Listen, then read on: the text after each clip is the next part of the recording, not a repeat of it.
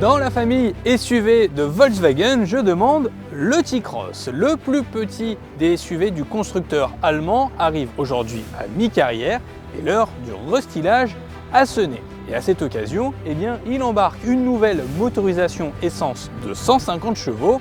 Alors faut-il craquer pour cette nouvelle itération ou l'ancienne génération est-elle toujours à considérer? Réponse dans cet essai sur les petites routes de Provence.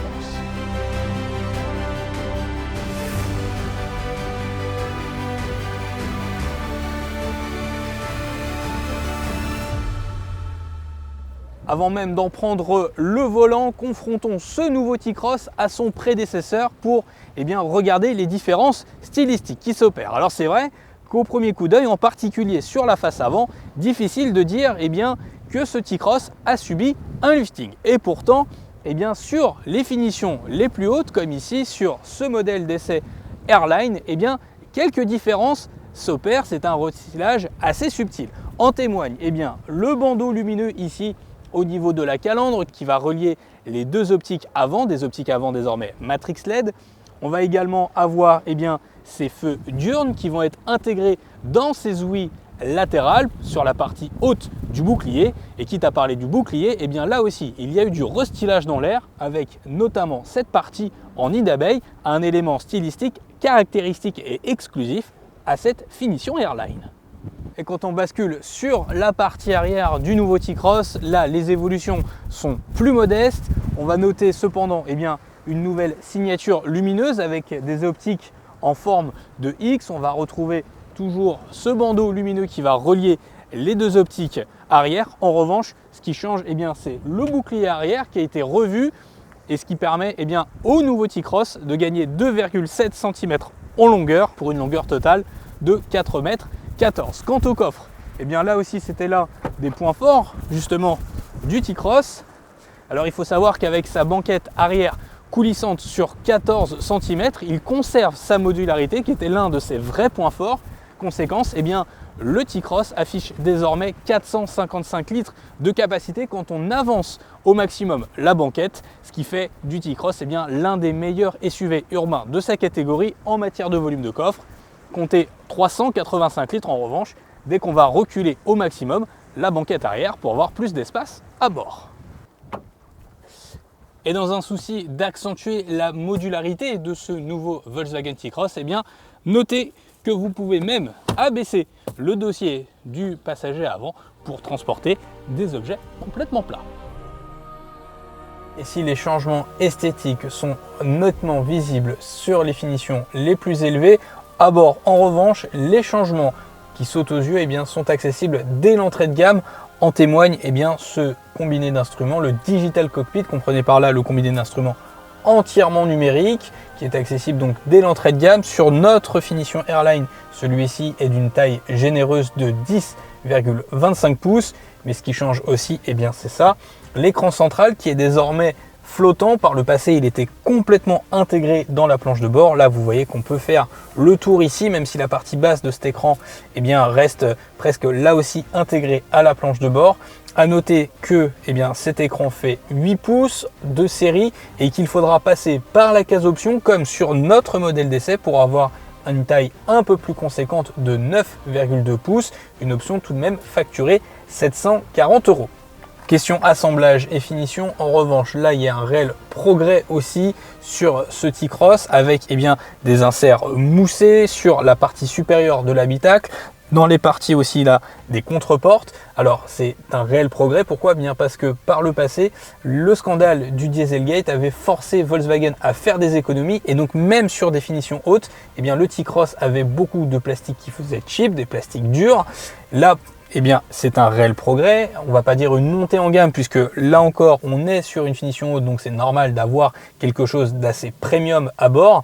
En revanche, voilà, c'est quand même un réel mieux pour ce Volkswagen T-Cross.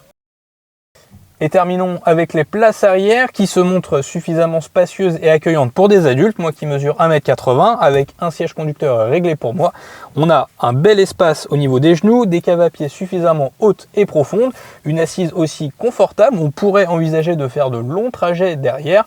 Après, la place centrale, comme d'habitude, va se montrer assez peu spacieuse, peu accueillante, déjà de par la largeur de l'assise et puis par ce gros tunnel de servitude qui vient un petit peu entacher l'espace à bord. Et puis après, pour le reste, c'est du classique. On va juste noter la présence de 2 petits ports USB-C ici pour que les passagers arrière puissent recharger leur smartphone. Et puis après, évidemment, si on veut jouer avec la modularité du T-Cross, eh ben, on perdra aussi de l'espace à bord, logique.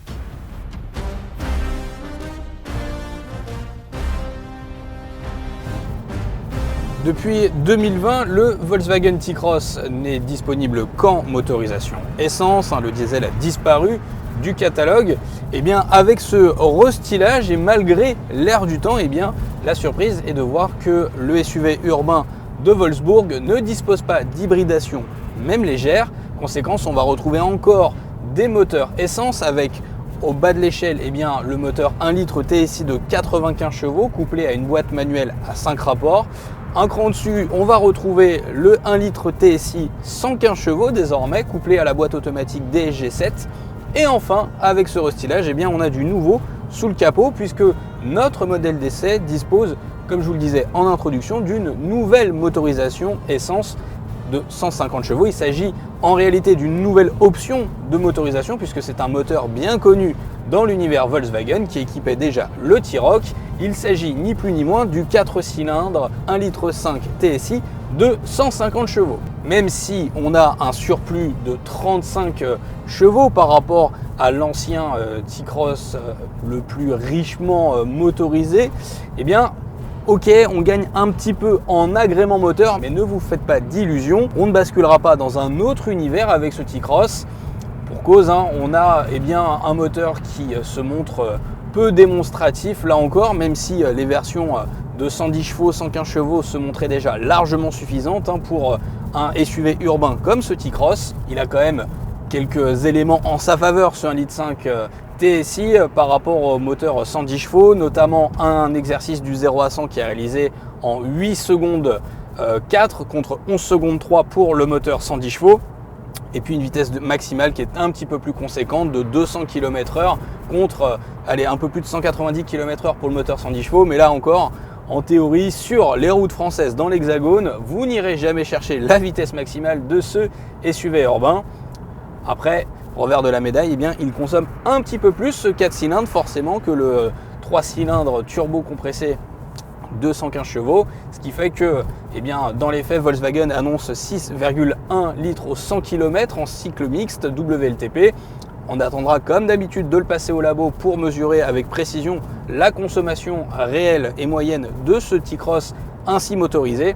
En tout cas, ce qu'on peut vous dire, c'est qu'après avoir fait de l'autoroute, de la voie rapide à 110, de la ville, de la zone 30 et vraiment une palette de routes, eh bien, on tourne plus volontiers aux alentours des 6,7 litres au 100 km.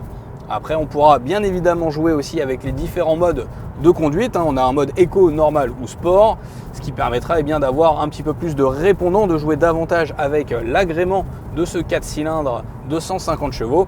Et puis bien évidemment, avec la boîte DSG7, on pourra aussi basculer en mode manuel et jouer avec la boîte séquentielle et les palettes au volant pour retrouver un peu plus d'agrément moteur pour les plus sportifs d'entre vous. Il faudra bien volontiers se situer aux alentours des 2005-3000 tours minute pour avoir vraiment le plein potentiel de notre moteur 150 chevaux. Alors si c'est un SUV urbain qui se destine en premier lieu aussi à de la ville, de par son gabarit compact, eh bien c'est vrai qu'il se montre quand même très satisfaisant, très agréable aussi en dehors des agglomérations, que ce soit sur petite route, eh bien on a un comportement routier qui est très sain. Alors c'est pas aussi dynamique que certains de ses concurrents directs comme un Renault Captur ou un Ford Puma par exemple. Il n'en demeure pas moins agile, avec une bonne remontée d'informations, une direction qui est précise. C'est quand même tout l'héritage, tout le savoir-faire en matière de châssis signé Volkswagen que l'on retrouve bien volontiers dans ce nouveau T-Cross. Maintenant, eh bien, avec le 4 cylindres en ligne, l'avantage c'est que sur voie rapide et sur autoroute, il se montre beaucoup plus silencieux, beaucoup plus doux et donc agréable à l'usage, et ça, c'est un bon point.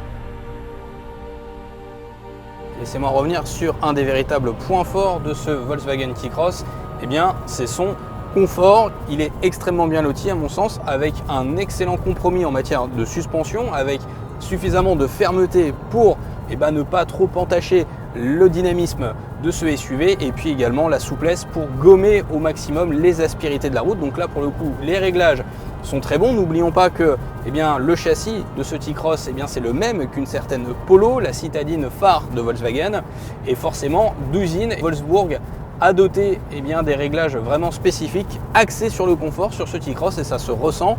En parallèle, notre modèle d'essai en finition Airline dispose de sièges semi-baquets avec un soutien lombaire pour davantage de confort, se sentir vraiment à l'aise. Et puis c'est ce que je vous disais tout à l'heure aussi quand j'étais aux places arrière, même les places arrière se montrent accueillantes et agréables et confortables. Donc clairement ça va en ce sens, même si c'est un SUV urbain, on pourrait presque se prendre au jeu d'avaler les kilomètres à son volant.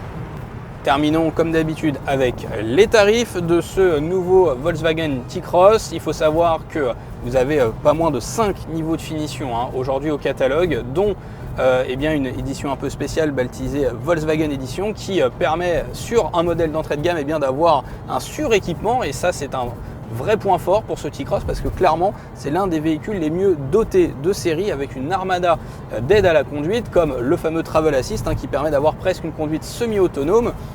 Alors pour le coup, sachez qu'en entrée de gamme, avec le plus petit moteur de 95 chevaux et la boîte méca, il faudra compter une enveloppe d'un peu plus de 25 000 € hors option et hors malus écologique. Quant à notre modèle d'essai en finition Airline, c'est-à-dire la finition la plus haute, comptez une enveloppe de 34 210 €, là encore sans option et sans malus. Et justement, question malus, ce nouveau T-Cross s'en sort bien puisqu'il ne demande dans cette motorisation 150 chevaux essence que 540 € de malus. C'est très peu, et ça c'est grâce au travail fait sur la boîte des G7 qui a été retravaillée pour permettre justement de réduire autant que faire se peut le grammage des émissions de CO2.